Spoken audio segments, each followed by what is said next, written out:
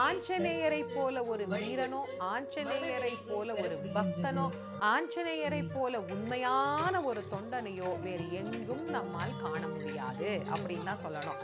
ராம நாமமே போதும், எனக்கு எந்த உலக பதவியும் வேண்டாம் அப்படின்னு சொல்லிட்டு இந்த உலகத்திலேயே இன்றைக்கும் இருந்து கொண்டு எங்கெல்லாம் ராமநாமம் ஒலிக்கப்படுகிறதோ அங்கெல்லாம் சென்று அங்கே அந்த நாமத்தை சொல்பவர்களுக்கும் பயபக்தியோடு அதை கேட்பவர்களுக்கும் அருள் புரியக்கூடிய தெய்வமாக விளங்குகின்றவர் தான் ஆஞ்சநேய பெருமான்.